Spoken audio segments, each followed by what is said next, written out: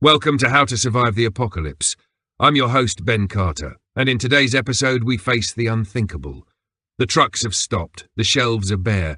In 30 days, every pantry in the nation will be empty. This is not a distant nightmare. It is a countdown to hunger, desperation, and a fight for survival. If you had only 1 month to keep your family alive, what would you do when the food is gone? It begins without warning. One morning, delivery trucks that normally roll in before sunrise never arrive. The grocery store manager makes a few phone calls, but there is no answer from the distribution center. By midday, rumors spread that a massive disruption has hit the supply chain. The cause is unclear. Some say fuel shortages, others whisper about cyber attacks on the transport network. By evening, television anchors confirm it. All major food shipments have halted nationwide. At first, the impact seems manageable. People assume it will be resolved in a few days. But as word spreads, the tone changes. Shoppers flood into every store within reach. The aisles become crowded and tense. Bottled water, canned meat, rice, flour, and cooking oil vanish first. People grab items they would never normally buy simply because the shelves are emptying before their eyes. By the second day, most small-town markets have nothing left but condiments, pet food, and cleaning supplies. Restaurants begin to close when their deliveries fail to arrive. Fast food chains lock their doors after burning through their last frozen shipments. Schools send students home with whatever cafeteria supplies remain, unsure when they will reopen. In cities, the pressure is even worse. Lines wrap around supermarkets at dawn, but nothing new comes in. Angry customers confront store workers who have nothing to give them. Security guards stand at entrances, not to manage sales, but to keep desperate crowds from pushing inside. The first official government briefing is calm, almost rehearsed. Officials insist that food reserves exist and that shipments will resume soon. But the lack of specifics fuels suspicion.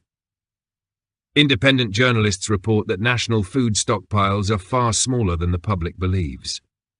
Farmers post videos of crops rotting in fields, unable to be processed or moved. The reality is stark. The food system was built on constant motion, and without that motion, it collapses almost instantly. Within a week, rural communities begin to feel the squeeze. Those who normally drive to larger towns for groceries find the stores there just as empty. Fuel scarcity means longer trips are costly and risky. For many, the realization sets in that this is not a passing inconvenience. This is the start of a crisis that will test not only what is in their cupboards, but their ability to adapt, improvise, and secure food by any means necessary. It begins without warning. One morning, delivery trucks that normally roll in before sunrise never arrive. The grocery store manager makes a few phone calls, but there is no answer from the distribution center. By midday, rumors spread that a massive disruption has hit the supply chain. The cause is unclear. Some say fuel shortages, others whisper about cyber attacks on the transport network. By evening, television anchors confirm it. All major food shipments have halted nationwide. At first, the impact seems manageable. People assume it will be resolved in a few days. But as word spreads, the tone changes. Shoppers flood into every store within reach. The aisles become crowded and tense. Bottled water, canned meat, rice, flour, and cooking oil vanish first. People grab items they would never normally buy simply because the shelves are emptying before their eyes. By the second day, most small-town markets have nothing left but condiments, pet food, and cleaning supplies. Restaurants begin to close when their deliveries fail to arrive. Fast food chains lock their doors after burning through their last frozen shipments. Schools send students home with whatever cafeteria supplies remain, unsure when they will reopen. In cities, the pressure is even worse. Lines wrap around supermarkets at dawn, but nothing new comes in. Angry customers confront store workers who have nothing to give them. Security guards stand at entrances, not to manage sales, but to keep desperate crowds from pushing inside. The first official government briefing is calm, almost rehearsed. Officials insist that food reserves exist and that shipments will resume soon. But the lack of specifics fuels suspicion. Independent journalists report that national food stockpiles are far smaller than the public believes. Farmers post videos of crops rotting in fields, unable to be processed or moved. The reality is stark. The food system was built on constant motion, and without that motion, it collapses almost instantly. Within a week, rural communities begin to feel the squeeze. Those who normally drive to larger towns for groceries find the stores there just as empty. Fuel scarcity means longer trips are costly and risky. For many, the realization sets in that this is not a passing inconvenience. This is the start of a crisis that will test not only what is in their cupboards, but their ability to adapt, improvise, and secure food by any means necessary. The first 24 hours are marked by disbelief, but the next 6 days bring a sharp and irreversible shift. The absence of resupply becomes undeniable. By the second day, large chain stores place limits on purchases: 2 cans of soup per customer, 1 bag of rice per household. But these rules crumble under the weight of desperation. People bypass the limits by returning multiple times, sending different family members in, or paying cash to strangers willing to make extra purchases for them. On the third day, panic buying gives way to hoarding. Neighbours begin noticing who carries heavy bags into their homes and who leaves stores empty-handed. In apartment buildings, food smells drifting from kitchens stir resentment. In suburbs, some homeowners quietly unload bulk items from their vehicles late at night to avoid drawing attention. The line between preparation and provocation grows thin. By the 4th day, restaurants and cafes in even the wealthiest districts shut their doors, posting vague signs about supply interruptions. Local news crews film the locked gates of distribution centres where rows of idle trucks sit in silence. Aerial footage shows shipping ports clogged with containers that cannot be moved inland. Government updates continue, but the tone has shifted. Now officials urge calm, warn against panic behaviours, and announce that emergency measures are being evaluated. The 5th day brings the first wave of violence. In urban areas, small corner markets are ransacked by groups who know there will be no police response in time. Security footage shows shelves stripped in minutes, cash registers ignored in favour of food. Law enforcement is overwhelmed, prioritising critical infrastructure over small-scale theft. Social media fills with grainy videos of fights breaking out in grocery aisles and parking lots. By the 6th and 7th days, a grim pattern has formed. Families begin rationing. Some skip meals to stretch their supplies. Parents give their children the last of the cereal while they drink only water. The realization spreads that whatever is in the home right now may be all they have for the foreseeable future. Those who had no reserves are already knocking on doors, asking for help. For many, the first week has not just revealed the fragility of the system, it has exposed how little stands between order and chaos when food disappears. Survival now depends on immediate, deliberate action. The first priority is to know exactly what is available. Every home becomes its own inventory point. Families spread the contents of their pantries across kitchen counters, writing down every item, every ounce, and every calorie. Forgotten bags of beans, half-used jars of peanut butter, and dusty boxes of pasta take on the value of gold. This is no longer about preference, it's about fuel, nutrition, and time. The second step is rationing. Without a clear plan, supplies vanish faster than anyone expects. Meals shrink to the bare essentials. Breakfast becomes a single slice of bread or a small handful of oats. Dinner might be rice with nothing more than salt. Sugar, cooking oil, and protein-rich foods like lentils or canned meat are portioned with mathematical precision. Any food that can spoil is eaten first, while shelf-stable goods are guarded for the weeks ahead. Water, though not yet scarce in most areas, must also be secured. With supply chains failing, there is no guarantee bottled water will return to stores. Containers of all kinds, pots, jugs, even bathtubs, are filled in case municipal systems fail. Those with filtration systems or purification tablets guard them closely, knowing that clean water may soon require treatment. Next is the hunt for alternative food sources. Urban dwellers turn to overlooked places. Community gardens, fruit trees in public spaces, edible weeds growing in vacant lots. Rural residents dust off fishing poles, set small game traps, or barter with nearby farms if they still have anything to spare. Those who know how to bake bread from flour and water find themselves suddenly valuable. Every meal is prepared with nothing wasted. Vegetable peels are boiled for broth. Stale bread is turned into crumbs or soup thickener. Meat scraps are saved for stews that can stretch over several days. Firewood or fuel for cooking is preserved, with meals planned around minimal heat use.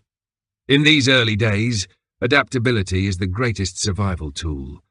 Those who cling to old eating habits or wait for the system to recover will find their cupboards empty far sooner than 30 days. Those who treat every grain of rice and every drop of oil as a lifeline will buy themselves the time they need to face the even harder weeks ahead. As the days pass, the danger begins shifting from empty shelves to the people around you. Hunger changes behavior quickly, and when desperation takes hold, the boundaries of morality blur. Neighbors who once exchanged friendly waves now watch each other's homes with calculating eyes. Strangers on the street scan grocery bags and backpacks, searching for any sign of food. Small thefts appear first. Gardens are stripped at night. Chickens vanish from backyard coops. A bag of rice left in a car becomes a reason to smash a window. The police, already stretched thin by larger disturbances, can only take reports after the fact. Without consequences, these thefts spread.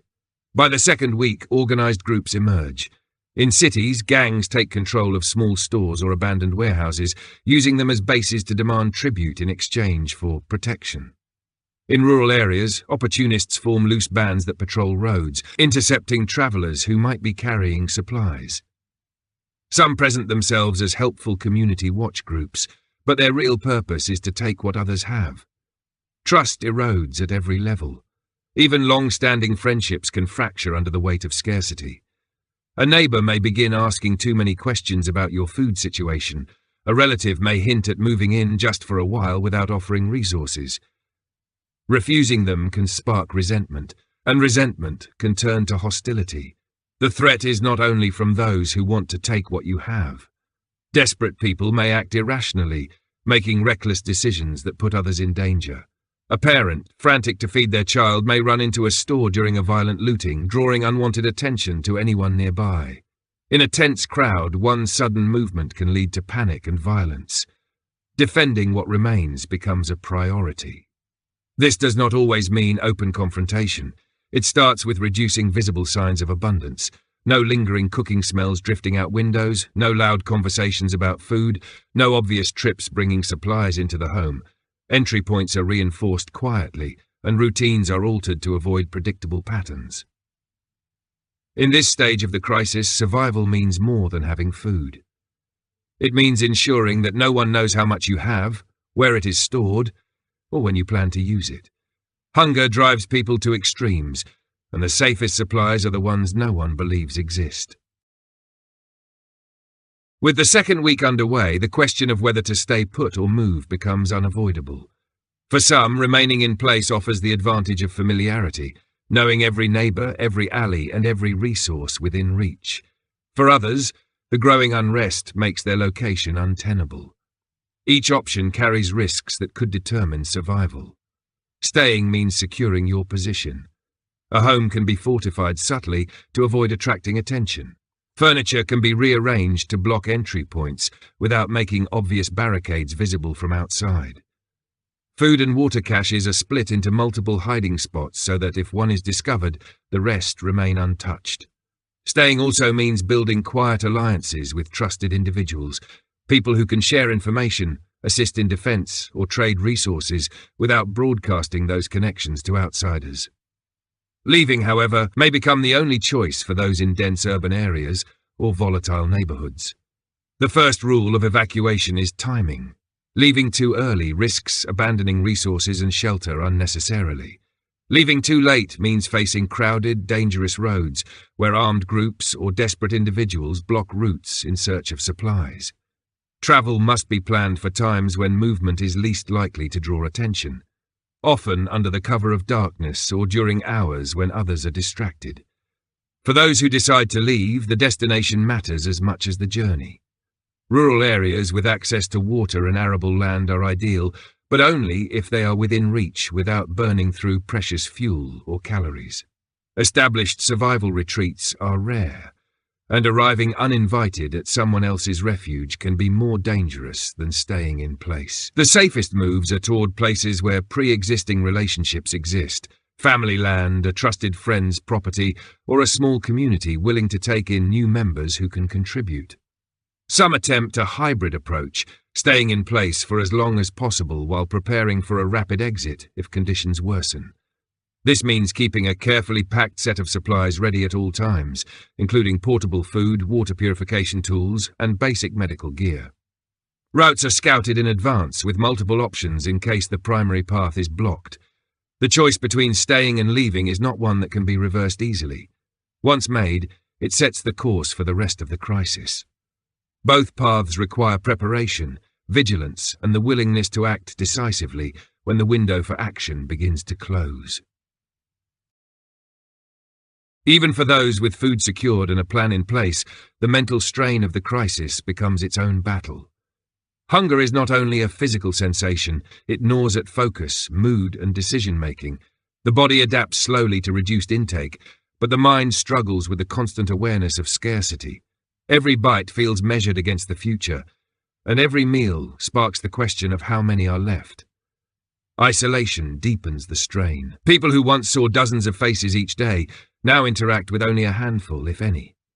The loss of normal routines, work, school, casual conversation, erodes the sense of time.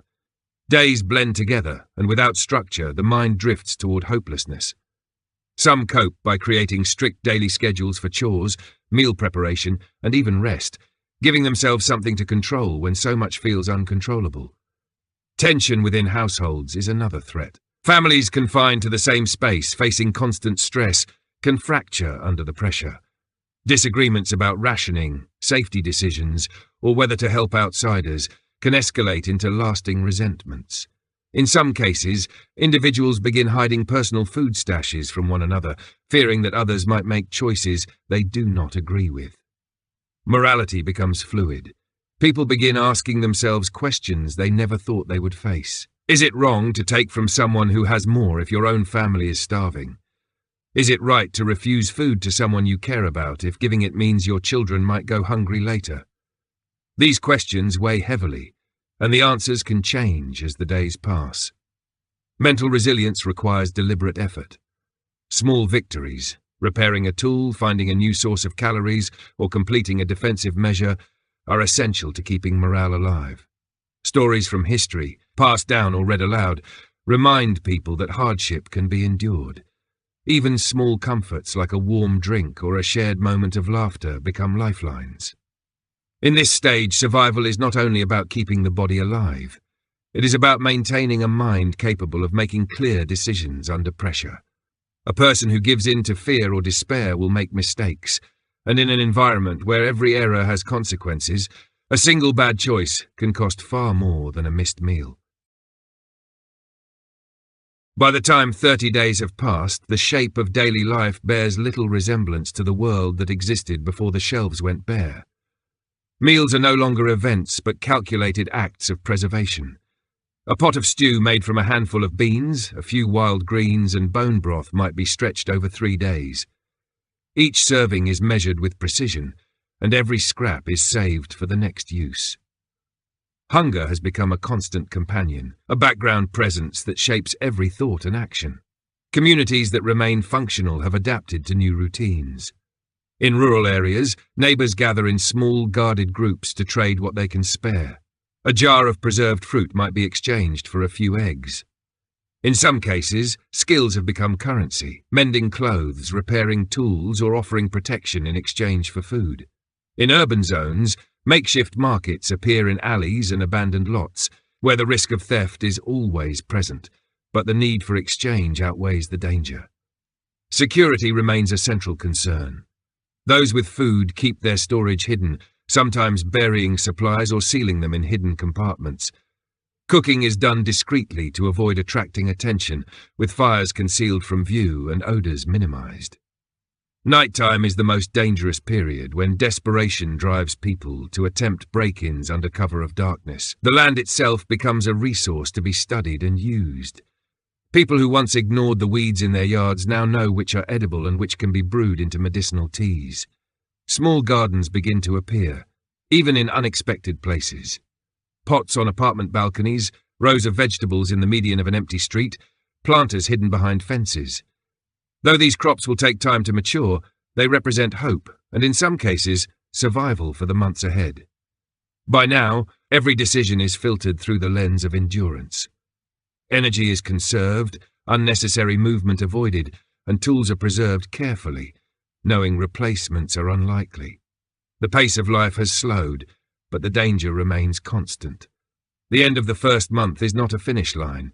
It is only proof that survival is possible, at least for those who have adapted quickly enough to meet the new reality. History offers grim reminders that what has unfolded in the past month is neither new nor unique. Throughout human civilization, food shortages have triggered societal shifts, migrations, and in many cases, violent conflict. The Dust Bowl of the 1930s forced entire families from the plains, not because the land was unlivable in theory, but because crops failed and food became scarce. In more recent memory, the siege of Sarajevo in the 1990s showed how quickly a modern city could be reduced to subsistence living, with residents risking their lives to cross streets under sniper fire just to reach water or bread. Scientific studies of famine reveal predictable patterns. In the early stages, people attempt to maintain normal consumption while searching for solutions. As scarcity deepens, diets shift toward lower quality calories, anything that will provide energy regardless of taste or nutrition. Eventually, the focus narrows to pure survival, where the long-term effects of malnutrition are ignored in favor of immediate sustenance. This same trajectory is visible now in the crisis, from the initial rush to stockpile to the present stage of rationing and improvisation. Experts in disaster management have long warned that modern food systems, built on just-in-time delivery and globalized trade, are far more fragile than they appear. A single disruption, whether from political instability, cyber attacks, or extreme weather, can set off a chain reaction. The interconnected nature of the system means that a failure in one region can ripple across continents in days. The crisis unfolding today is a direct example of those warnings becoming reality. The psychological and societal changes also follow patterns observed in past collapses. Trust erodes quickly, cooperation becomes localized, and authority figures lose credibility when their promises fail to produce results. In some cases, small communities adapt and endure, creating micro-economies and mutual aid networks. In others, divisions deepen, and violence becomes the primary method of resource distribution. Looking at these parallels does more than explain what is happening. It provides a framework for anticipating what comes next. History cannot predict the exact timeline, but it does make one truth clear. Once the system is broken, returning to what existed before is not simply a matter of turning the power back on or reopening supply lines. The damage is deeper, and recovery is slower than most people imagine. Survival in a 30-day food crisis strips life down to its barest terms. Comfort becomes irrelevant. Convenience disappears. Every action is measured by its ability to keep you alive another day. Those who have endured the month are not unchanged. They are leaner, harder, and more deliberate in everything they do. They have learned that every calorie has weight, every decision has consequence, and every resource has a cost. The true price of survival is not counted only in lost comforts or hunger endured. It is measured in the toll on the mind, the relationships altered or broken, and the quiet compromises of morality made along the way. Some have given nothing to others, guarding their supplies with secrecy and suspicion. Others have risked their own survival to help a neighbor, gambling that the goodwill they create will return to them when needed. In the harshest moments, both choices have been correct, and both have carried their own dangers. This kind of crisis reveals truths about modern life that most would rather not see. The systems that seem permanent are held together by constant movement, fragile agreements, and an assumption of abundance. Remove one link in that chain, and everything can unravel with astonishing speed. The last 30 days have shown that food is not just a commodity. It is the foundation on which stability rests. For those who have survived, the lessons are not to be forgotten. Stockpiles are rebuilt not out of paranoia, but out of an understanding that preparedness is the only real insurance. Skills are learned that make dependence on distant systems less absolute. Land is cultivated, tools are repaired, and water is secured, not for some imagined apocalypse, but for the reality that such disruptions can and do happen. And when the shelves are eventually full again, those who lived through the hunger will walk past them with a different kind of awareness. They will know that the calm can break without warning, that the next shortage could arrive without time to prepare, and that survival is not about what you have when the crisis begins. It is about what you know, and how quickly you can adapt when it does. Thanks for listening. This has been How to Survive the Apocalypse. If you enjoyed today's episode, be sure to follow us wherever you get your podcasts.